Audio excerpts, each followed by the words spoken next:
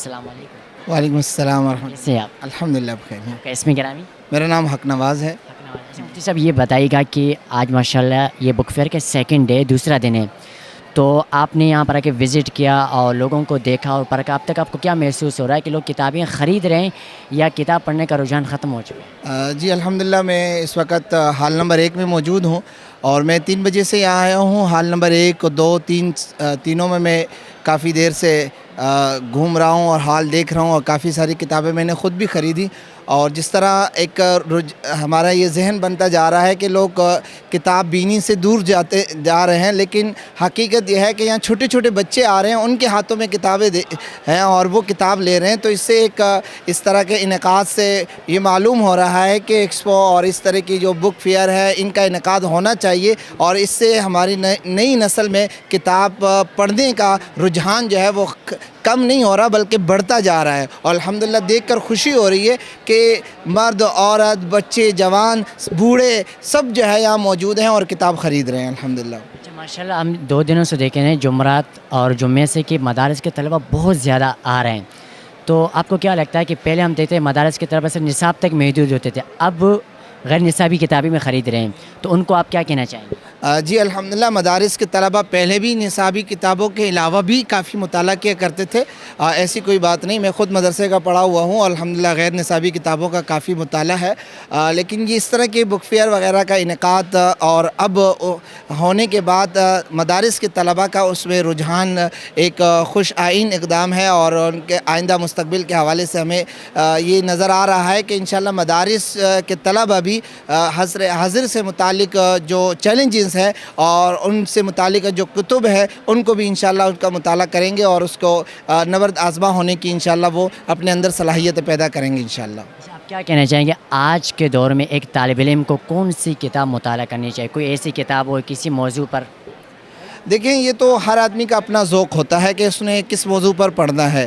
چونکہ میرا ذوق حدیث سے متعلق ہے اور سیرت سے متعلق ہے، اور اس وقت ہم زوار اکیڈمی کے اسٹال پہ کھڑے ہیں اور یہاں الحمدللہ سیرت سے متعلق کتابیں ہیں. تو ہر طالب علم کے اپنے ذوق کے مطابق جو اس کتاب کو وہ پڑھنا چاہے. اس وقت ہمارے سامنے ایک بہت بڑی کتاب ہے اور بہت علمی کام جو ہے جو شاید پاکستان میں پہلی مرتبہ یہ کام ہوا ہے، جامع اردو کتابیات سیرت. ہمارے ڈاکٹر سید عزیز الرحمان صاحب نے پاکستان میں اور سیرت کے حوالے سے جتنی بھی کتابیں چھپی ہیں اردو میں، صحیح ہے، اس طرح تو سیرت کے حوالے سے کافی کتابیں ہیں اور ہر زبان میں لکھی گئی ہیں، لیکن سیرت کے حوالے سے جو اردو میں کتابیں چھپی ہیں ان کی ایک فہرست جو ہے ڈاکٹر عزیز الرحمان صاحب نے تیار کی. اس کے علاوہ بھی آپ یہاں کیمرہ گھمائیں تو آپ کو سیرت کے حوالے سے کافی کتابیں نظر آئیں گی. یہ سامنے ہادی اعظم، اٹھائیے گا ان کو بلال.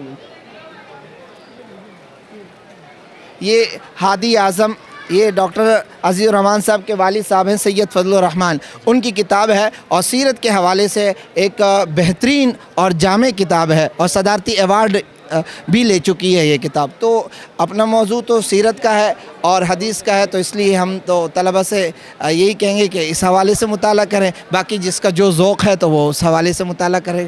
بہت شکریہ. اسی کے ساتھ ہمارے ساتھ موجود ہیں میرے پیارے دوست جو وقتاً فوقتاً آپ ہمیں ایک ساتھ دیکھتے رہتے ہیں، حافظ محمد بلال بشیر صاحب. آپ ان کے کالم جنگ اخبار میں تو ضرور پڑھتے ہوں گے. السلام علیکم. بہت شکریہ. وعلیکم السلام. صاحب کیسے ہیں؟ جی اللہ کا شکر ہے. بتائیے گا کہ آج ماشاءاللہ آپ نے ایکسپو سینٹر کا وزٹ کیا، بک فیئر کیا، تو کیا محسوس ہو رہا ہے؟ میرے خیال میں جب یہاں آیا ہوں تو پچھلے کئی سالوں سے آ رہا ہوں، لیکن اس دفعہ جو لوگوں کا ہجوم ہے، بزرگ، بچے، یہ پچھلے سال کے بنسبت میں زیادہ دیکھ رہا ہوں. یعنی کہ ہر سال تعداد بڑھتی جا رہی ہے. ویسے تو یہ کہا جاتا ہے نا کہ ڈیجیٹل دنیا کی جو ہے ابتدا ہو چکی ہے اور یہاں بکس ریڈنگ بہت کم ہو گئی ہے، لیکن ایسا یہاں پہ دیکھنے میں نہیں مل رہا. یہاں ہم دیکھ رہے ہیں کہ لوگ دھڑا دھڑ آ رہے ہیں، بچے بھی آ رہے ہیں، خواتین بھی آ رہی ہیں، بزرگ بھی آ رہے ہیں.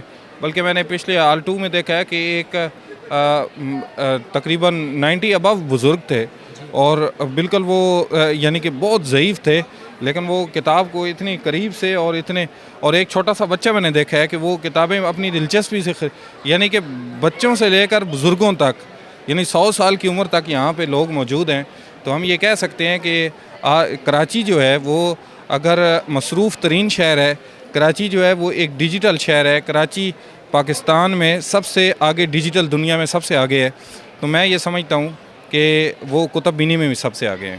جب بلال صاحب آپ کے کالم ماشاء اللہ بہت خوبصورت کالم لکھتے ہیں، تو جو لوگ کالم لکھنا چاہ رہے ہیں تو ان کے زندگی میں ان کو کتاب پڑھنے میں کتنی اہمیت ہے؟ اگر آپ کالم لکھنا چاہتے ہو تو فلانی کتاب پڑھیں تاکہ اس سے آپ کی اردو بہتر ہو جائے گی، یا اس کی جیسے روانگی ہوتی ہے وہ بہتر ہو جائے، کوئی آپ سجیشن دیں. دیکھیں، جس موضوع پر لکھنا چاہتے ہیں نا، جس طرح اکنواز صاحب نے یہ بات کی ہے کہ جس موضوع پر آپ لکھنا چاہتے ہیں اس موضوع پر پہلے مطالعہ بہت ضروری ہے. مثال کے طور پہ آپ سیرت پہ لکھنا چاہتے ہیں تو پہلے سیرت کا مطالعہ ضروری ہے. پہلے آپ کو سیرت پہ دیکھنا پڑے گا کہ مثال کے طور پر یہ کتابیات سیرت ہے، اس سے آپ اندازہ لگائیں کہ اس میں ساری سیرت کی کتابوں کا جو مجموعہ ہے وہ اس میں موجود ہے. آپ کو ان پوری سیرت کی کتابوں میں جو سب سے اچھی لگتی ہیں کتابیں وہ آپ خرید لیں اور اس کا مطالعہ کریں، پھر آپ سیرت پہ لکھیں. اسی طرح اگر آپ سیاست پہ لکھنا چاہتے ہیں، حالات حاضرہ پہ لکھنا چاہتے ہیں تو آپ زیادہ سے زیادہ اخبار پڑھیں. آج کوئی اخبار پڑھتا ہی نہیں، کوئی خریدنے کے لیے تیار نہیں ہے.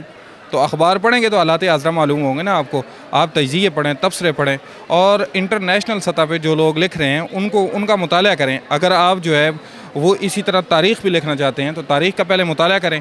میں یہ سمجھتا ہوں کہ اگر آپ ایک کالم لکھنا چاہتے ہیں تو ایک کالم سے پہلے آپ کو 10 کتابیں کھنگالنی پڑیں گی، ان کا مطالعہ کرنا پڑے گا، پھر آپ ایک کالم لکھ سکتے ہیں. بہت شکریہ.